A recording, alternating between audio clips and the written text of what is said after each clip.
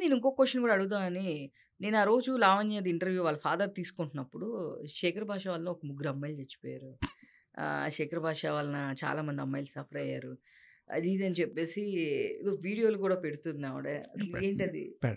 100 మంది చెప్పి వాళ్ళ నోటికి అద్దు అయిపోయి ఉంటుంది. ఏవైనా రాసుకునేవాడిని. ముగ్గురు కాకపోతే 30 మందిని రాసుకునేవాడిని. వాళ్ళకి ఏంటంటే ఎప్పుడైతే వాళ్ళకి అగ్నెస్ట్‌గా మనం మాట్లాడడం కోసం మన నోరు మూయించడానికి ఏదో ఒకటి పెడతా ఉంటారు. వాళ్ళు సమాధానం చెప్పలేక. కానీ ఒక క్వెషన్ నేను అడగాలనుకున్నాను. ఇంత ఇష్యూ నడుస్తుంటే రాష్ట్రం మాత్రం ఎందుకు రియాక్ట్ అవ్వడు? శేఖర్ భాషను ఇంకొక సోషలిస్టో మాలాంటి మీడియా వాళ్ళే మాకే కోపం వస్తుంది. లేదమ్మా అదేంటి మనం ఏంటంటే ప్రతిరోజు మాట్లాడుకుంటాం కాబట్టి రాస్తారని చెప్పాల్సిన 3 ముక్కలు చెప్పేశాడు. ఆ అమ్మాయికి నాకు సంబంధం ఉన్నమాట వాస్తవం. కొన్నాళ్ళ క్రితం అది ఎప్పుడు 2014-15 ఆ టైంలో. తర్వాత విడిపోయాము. ఆ అమ్మాయి she move on with Mastan Sai. ఇదిగో కావాలంటే మస్తాన్ సాయితో మూవ్ ఆన్ అయిపోయిన కేసు చూడండి. మస్తాన్ సాయికి ఆవిడకి గొడవలు వచ్చి కేసులు పెట్టుకున్నారు. మరి నాతో ఉండేటైతే మస్తాన్ సాయి నా మొగుడని ఎలా కేసు పెడుతుంది? రెండో పాయింట్. తర్వాత ఈవిడ డ్రగ్స్ బాగోతాలు ఇవన్నీ నేను చెప్పి నా వల్ల కాలేదు. ఇంకా అందుకని లిటరల్లీ ఇంకా దొరికిపోయిన తర్వాత కూడా నేను ఎలా ఉంటాను నేను అక్కడ. అందుకని నేనే వెళ్ళిపోవాల్సి వచ్చింది. అండ్ ఇంకొక పాయింట్, మీరు ఆ గిఫ్ట్స్ అన్ని పగలగొట్టేసింది అది ఇది అన్నారు. కొంతమంది వాళ్ళ ఇంటికి వెళ్తే తను ఇదే చెప్పింది. శేఖర్ చెప్పాడు నేను పగలగొట్టేసాను ఇక్కడ లేవని చెప్పేసి. సంతోషం అవార్డ్స్ కానీ ఇంకా చాలా అవార్డ్స్ ఏదో సైమా అవార్డ్స్ అవన్నీ అవార్డ్స్ ఉన్నాయి. చూపించింది అవార్డ్స్ ఉన్నాయి. నేను ఇవన్నీ పాడు చేశానని చెప్పేసి శేఖర్ చెప్పాడు. ఆవిడ పగలగొట్టిన అవార్డు ఏదో ఒకటి. అంటే అన్ని అవార్డులు తీసి నెత్తిన పగలగొట్టలేదు. ఒక అవార్డు తీసి నెత్తిన పగలగొట్టింది. రాస్తానికి రక్తం వచ్చింది. అది రాస్తానితో మాట్లాడి మనం కనుక్కోవచ్చు. అది ఏ అవార్డు పోయిందో కూడా నేను కనుక్కొని చెప్తాను మీకు. అంతే. అట్లా చాలా టార్చర్ అనిపించున్నట్టు. పాపం తన పర్సనల్ లైఫ్ ఇప్పుడు కూడా ప్రశాంతంగా ఐ థింక్ ఈజ్ ఫైన్. ప్రశాంతంగానే ఉన్నాడు. బట్ ఆ ఇంటి గోల కూడా అయిపోతే ఇప్పుడు అది అంతకుముందు అది 1 CR ఇప్పుడు 12 CR ఆఫ్ కాస్ట్ ఉంది అని చెప్పేసి విన్నాం. సో దానివల్లనే ఇప్పుడు మళ్ళీ వాళ్ళ అమ్మా నాన్న ఇక్కడికి పంపించి రాస్తానికి సినిమాలు తగ్గినాయి కాబట్టి ఇప్పుడు పంపించి తీసుకోవడానికి ఇదంతా డ్రామా చేస్తున్నాడు అంటుంది. డ్రామా ఎందుకు? ఇప్పుడు నేను కష్టపడి సంపాదించుకుని దాన్ని నేను తీసుకోవడానికి డ్రామాలు ఆడాల్సిన అవసరం ఉంది.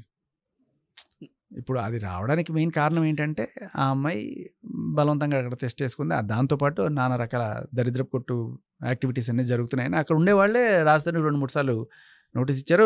రాస్తానికే కాదు పిఎస్లో కూడా కంప్లైంట్ చేశారు అక్కడ నాకు తర్వాత తెలిసింది.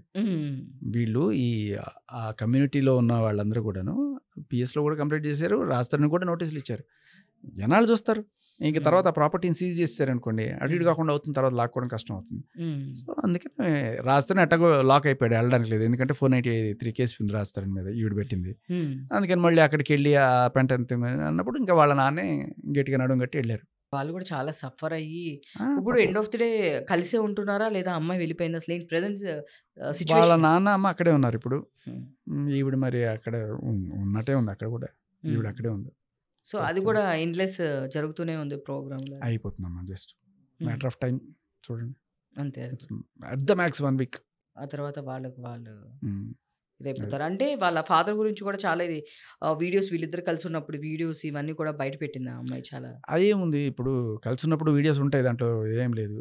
అది కూడా యాక్చువల్గా ఆ వీడియో ఏదైతే బయట పెట్టిందో అది గృహప్రవేశానికి, ఈ ఇంటి గృహప్రవేశానికి లేకపోతే అంతకుముందు వేరే ఇంటి గృహప్రవేశానికి అందరిని పిలిచినప్పుడు ఈవిడ, అప్పట్లో వీళ్ళు రిలేషన్లో ఉన్నారు, 2014-15 అది ఆ టైంలో ఉన్న రిలేషన్లో ఉన్నప్పుడు ఊరికే దండం పెట్టినప్పుడు పెళ్లి చేసుకుని పిల్ల పాపలు కానీ హాయిగా ఉండండి అని చెప్పి తీస్తే, ఆ పెళ్లి చేసుకుని అనే మాట మాత్రం ఎడిట్ చేసేసి మీరు చూడండి ఆ వీడియోలో మీకు పెద్ద పాజ్ కనబడుతుంది.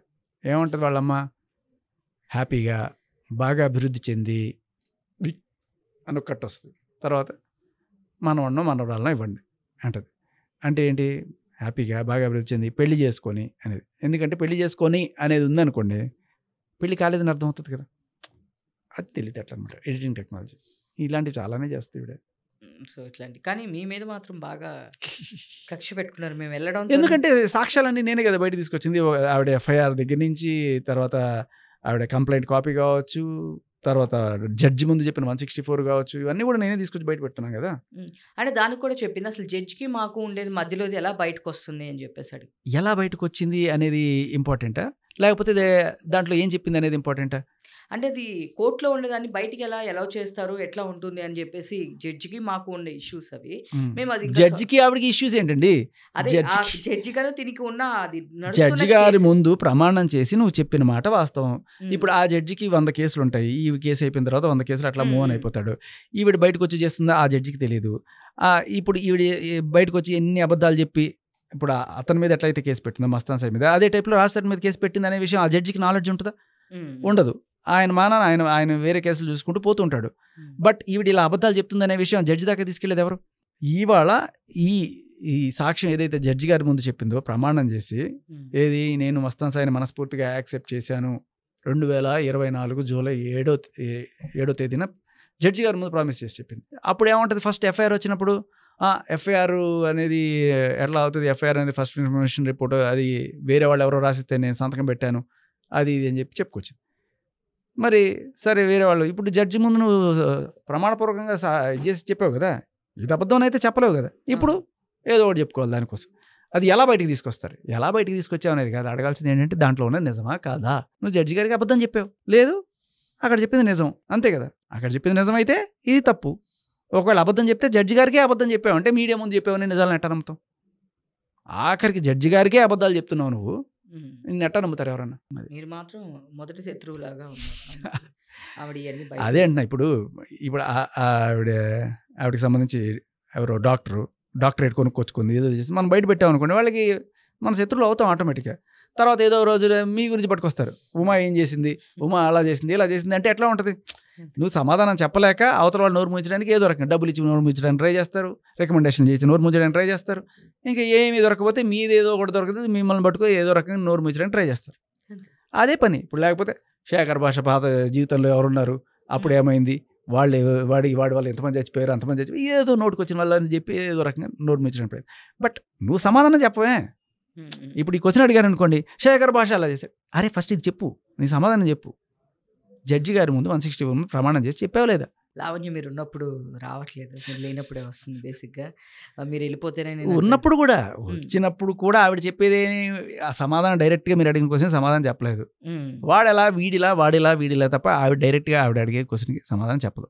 లేదు, ఇప్పటివరకు చెప్పలేదు. ప్రీతి గురించి ఇష్యూ వచ్చింది, ఆ అమ్మాయి ఫోన్ లేదని పెద్ద ఇష్యూ చేసింది. అసలు ప్రీతి గురించి ఎందుకు మాట్లాడుతున్నారు మీరు అని పెద్ద ఇష్యూ నడిచింది మొన్న కూడా. ప్రీతి అనే అమ్మాయి ఎవరు అసలుకి? నాకు హర్యానా తెలుసు, ఇంకొకరు తెలుసు, కానీ ప్రీతి అనేవాళ్ళు నాకు ఎవరు తెలీదు. ఆ అమ్మాయికి అసలు ఏం సంబంధం ప్రీతికి? హర్యానా అంటే మేము ట్రావెల్ చేసాము, సో రాజ్ గురించి మాట్లాడింది, దానిలో బేరం అలా ఆడింది. సో మేము డబ్బులు నాకు అవసరం లేదు, నువ్వు ఎట్లా సంపాదిస్తున్నావో నాకు తెలుసు, నేను అట్లా సంపాదించలేను, రాజుని నేను ఇవ్వను అని చెప్పేసి చాలా చెప్పాను అని చెప్పేసి తను డైరెక్ట్ ఇది ఆన్ కెమెరానే చెప్పింది. నేను ఆన్ కెమెరానే నేను కవర్ చేశాను. ఆ ప్రీతి అనే అమ్మాయి ఫోన్ నా దగ్గర ఎందుకు ఉంటుంది? ఇది ప్రీతితో మాట్లాడు.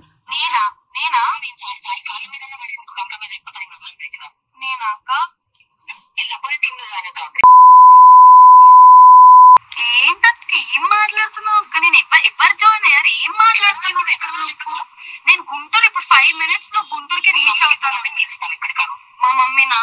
ఏంటక్క ఏంటిది? ఏం పిలుస్తావు? మమ్మీ బ్లాక్మెయిల్ చేస్తా. ప్రీతిని బ్లాక్మెయిల్ చేసిన కాల్ ఇది. ఓకే, ప్రీతి ఎవరో తెలీదా? ఆ అమ్మాయి ఫోన్ నా దగ్గర ఎందుకు ఉంటుంది అంటే, ఇప్పుడు ఆ అమ్మాయి ఫోన్ లేదు తీసుకుందని చెప్పి ఆ రోజు ప్రీతి మాట్లాడడం జరిగింది మీడియాతో. ఇప్పుడు నన్ను అడిగితే ఎందుకు మరి నీకు అంటే నన్ను మీ అందరు గుర్తు పెట్టుకోండి, ఇది నేను ఎప్పుడు అబద్ధం చెప్పను. నన్ను ఒకవేళ ఐ డోంట్ నో ఒక నిమిషం వాళ్ళ వైఫ్ వీడియోస్ తీసుకున్నాను ప్రీతి, నేను చెప్పు. నువ్వు ఆ ఫోన్ లో అయితే రికార్డ్ చేసావు కదా అక్క. ప్రీతి వాళ్ళ వైఫ్ వీడియో ఎందుకు తీసుకుంటాను ప్రీతి? మనం చూస్తున్నప్పుడు చూద్దాం. నాకు అక్క ఆ రోజు వాళ్ళ వైఫ్ వీడియో అయితే మనం కళ్ళారా చూసాము, నువ్వు నాకు చూపించావు కాదనట్లా. ఇప్పుడు ఉదయ్ అంటాడు, ఉదయ్ ఇప్పుడు అందరికి కూడా నాతో ప్రాబ్లం ఏమైంది తెలుసా? నేను వద్దు అంటాను, మళ్ళీ కావాలి అని వెళ్తున్నాను చూసావా, అక్కడే నెగిటివ్ అయ్యాను అందరికి, ఒప్పుకుంటా కాదన్ను. ఎవ్రీబడి వన్ థింగ్, ఇక్కడ ఒకవేళ పెద్ద సీన్ అయినా ఏమైనా I'll just come and talk the truth, whatever it is. అది ఒకటే మాట్లాడతా అని చెప్పా, అంతే. ఏం చేశాను నేను? ఇదిగో నువ్వు ఆ రోజు అటు వెళ్ళావమ్మా, ఓకే. నేను ఆ రోజు టాబ్లెట్ తీసుకున్నాను అనుకో, నేను తెప్పించుకున్నాను అనుకో, 1 minute పని నీకు తెలియకుండా వెనకాల చేయలేనా? ఎప్పుడైనా సరే చాలా సింపుల్ గా నువ్వు కాదు అంటే ఇప్పుడు సో ఎప్పుడైనా సరే ట్యాబ్లెట్ నీకు వెనక నుంచి వేయలేనా? సో ఆవిడకి ఆ టెక్నాలజీ తెలుసు, ఎలా వెనక నుంచి ట్యాబ్లెట్ వేయగలదు. సో ఈవిడికి ఇంత కనెక్షన్ ఉంది, ఇంకా బోల్డ్ ఉన్నాయి చాట భారతం. సో నాకు ఎవరో తెలీదు అంటే ఎవరో నాకు తెలియదు అని చెప్పి ఇప్పుడు మీకు అర్థమైంది కదా. ఇంకా నాకు దగ్గర అసలు వాళ్ళిద్దరికి అంటే ఇన్ని కాన్వర్జేషన్స్ అమ్మాయి తెలియదు అనేది. ప్రీతి ఒక్కసారి మాట్లాడడం జరిగింది. ఒక టీవీ ఛానల్లో మాట్లాడుతాను. తనని అడగండి సార్, తను ఎందుకు ఒక మనిషికి డ్రగ్స్ అలవాటు చేపిస్తుందో, తను మస్తాన్ సాయి వాళ్ళ ఇంట్లో నన్ను ఒక మనిషితో పడుకోబెట్టడానికి ట్రై చేసిందో లేదో తను క్వశ్చన్ చేయండి సార్.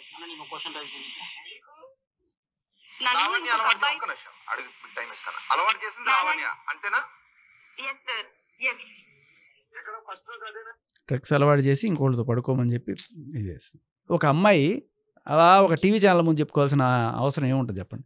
ఎంత అంటే ఇంకొక అబ్బాయి మీద ఎలిగేషన్ ఇస్తే డబ్బులు వస్తాయి, ఇంకోటి అనుకోవచ్చు. కాదు, ఈఎంఐ ఒకవేళ నిజంగా జరిగినప్పుడు బయట పెడుతుంది. ఈఎంఐ ఎందుకు బయట పెడుతుందంటే ఈఎంఐకి సంబంధించినవన్నీ కూడా ఇందాక బ్లాక్మెయిల్ చేస్తుంది చూసారా, మీ అమ్మకి పంపిస్తా, వాళ్ళకి పంపిస్తా, మీడియాకి ఈఎంఐకి సంబంధించి ఈఎంఐ బాయ్ ఫ్రెండ్కి సంబంధించినవన్నీ కూడా, అంటే వాళ్ళిద్దరు కలిసి ఉన్న ఫొటోస్ అన్నీ ఇచ్చి ఈఎంఐని బజార్లో బద్నాం చేసి అంత చేస్తే ఇంకా అమ్మాయి తట్టుకోలేక బయటకు వచ్చి అసలు రూపం చెప్పడం మొదలుపెట్టింది. ఎంత తట్టుకోలేకపోతే అమ్మాయి ఇట్లా మాట్లాడుతుంది.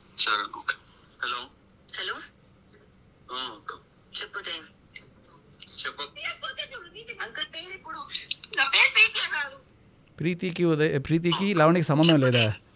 సంబంధమే లేదా? Uday girl friend.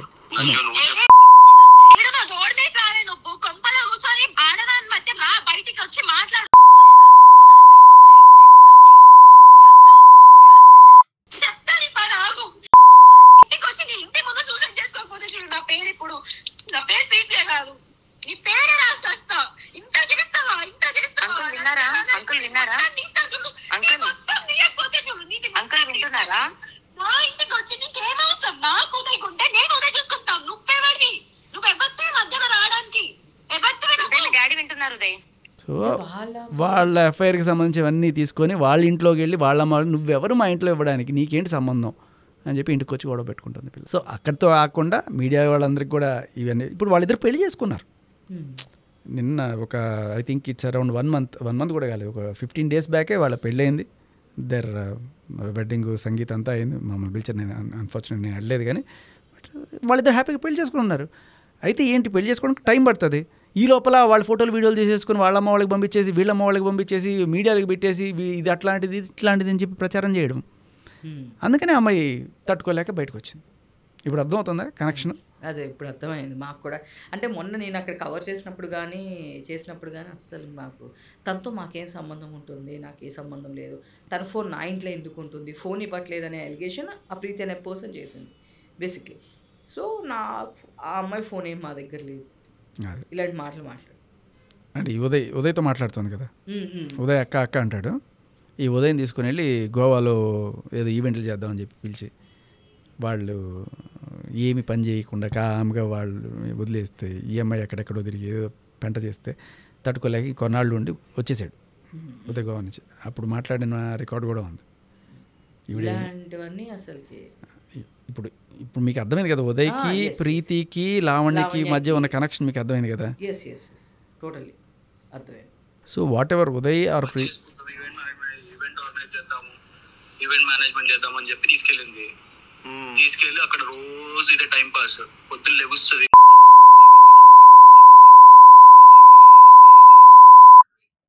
గుద్దుకుంటుందా, గొడవ పెట్టుకునిద్దా, ఏదో ఒకటి చేస్తుంది. I mean anything powerful.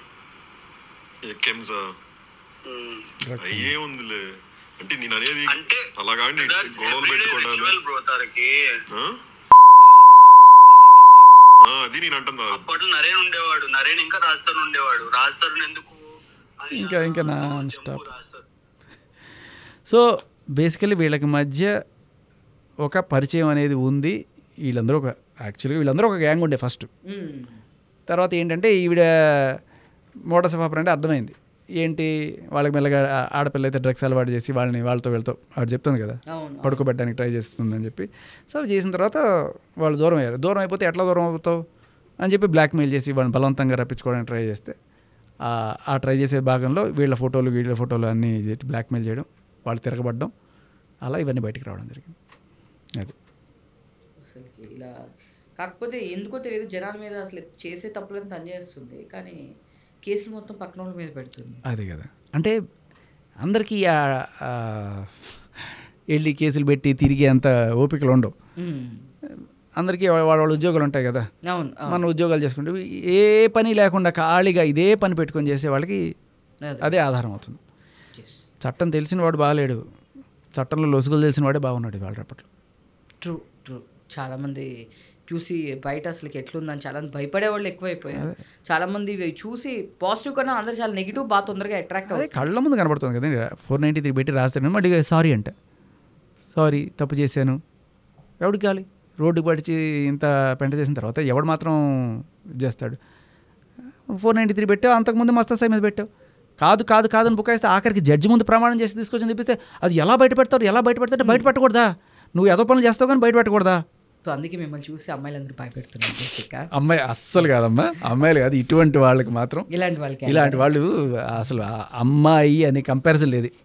అమ్మాయిలు అందరూ మంచివాళ్ళు, ఇటువంటి వాళ్ళు అసలు అమ్మాయి అని చెప్పుకోవడానికే ఆడవాళ్ళే సిగ్గుపడేటువంటి దరిద్రం అది. థ్యాంక్ యూ శేఖర్ గారు. డెఫినెట్గా ఈ డైట్ కూడా మీతో పాటు ఇంకొక డెర్మటాలజిస్ట్ ఉండే డెఫినెట్గా ఇంకా మాట్లాడడానికి. అండ్ సో మీరు అన్నట్లు ఆ సర్టిఫికేట్స్ ఏ యూనివర్సిటీ ఇవి కూడా ఒకసారి అన్నీ చూస్తే డెఫినెట్గా దీని మీద అవేర్నెస్ రావాలి. మళ్ళీ అలాంటి క్లినిక్స్కి వెళ్ళి ట్రీట్ చేయించుకోవడము, దానివల్ల అంటే ఇప్పుడు ఎలా అయిపోయింది అంటే వెయిట్ లాస్ సెంటర్స్ చాలా ఎక్కువైపోయింది. ఈ మేకప్ సెంటర్లు, వెయిట్ లాస్ సెంటర్లు ఎంత ఘోరంగా ఉన్నాయంటే ఒక టీవీ, ఒక ఫ్రిడ్జ్ ఈఎంఐలో ఎట్లా తీసుకుంటున్నాము, వీటిని కూడా ఈఎంఐలో చేయించుకునే పరిస్థితి వచ్చింది. వీటికి కూడా ఈఎంఐస్ ఉన్నాయి, అది కూడా ఈఎంఐలో చేయించుకున్నారు, అబ్బాయిలు చేసుకోవట్లే. సో దీనిలో కూడా శేఖర్ గారు అమ్మాయిల గురించి చాలా కేర్ నిజంగానే ఈఎంఐసే ఉంటున్నాయి వీటిలో కూడా. అంటే ఒక ఫ్రిడ్జో, టీవీయో, ఒక ఏదైనా ఒక వస్తువు కొనుక్కోవడంలో ఈఎంఐ కట్టుకొని తీసుకుంటున్నాం అంటే ఫైన్. బట్ ఇట్లాంటి వెయిట్ లాస్ సెంటర్స్కి ఇంకా చాలా ఉన్నాయి. బట్ డెఫినెట్గా ముందు వీటి అన్నీ మనం డిస్కస్ చేద్దాము. ఇది స్టార్టింగే, దీని తర్వాత ఒక 4-5 ఒక పెద్ద ఉన్నాయి. దానికి ఇంకా చాలామంది పెద్ద సెలబ్రిటీ ఫ్యామిలీ మెంబర్స్ వచ్చేసి క్లినిక్స్ ఓపెన్ చేసినవి కూడా ఉన్నాయి. సో వాళ్ళది కూడా మొత్తం హిస్టరీ అనేది బయటకు వస్తుంది. డెఫినెట్గా ఒక మినిమం రెస్పాన్సిబిలిటీ అనేది ఉండాలి. జనాలు ఎందుకు వెళ్తున్నాం, మనం ఎక్కడికి వెళ్తున్నాం, ఏం చేస్తున్నాం, దానివల్ల మనకి ఎలాంటి ఎఫెక్ట్స్ ఉంటాయి అనేది చెప్తే దాని తర్వాత వాళ్ళు ఏం చేస్తారనేది వాళ్ళ ఇష్టం. సో దాని వరకు మా వల్ల అవేర్నెస్ అయిన వరకు మేము అవేర్నెస్ చేయాలి. ఖచ్చితంగా you're doing a great job. ఖచ్చితంగా మీరు జనాలను చైతన్యపరచండి. అండ్ అలాగే మనం అథెంటిక్గా ఒక డెర్మటాలజిస్ట్ని కూర్చోబెట్టుకుని నెక్స్ట్ ఇంటర్వ్యూ చేద్దాం. థ్యాంక్ యూ శేఖర్ గారు. రైట్.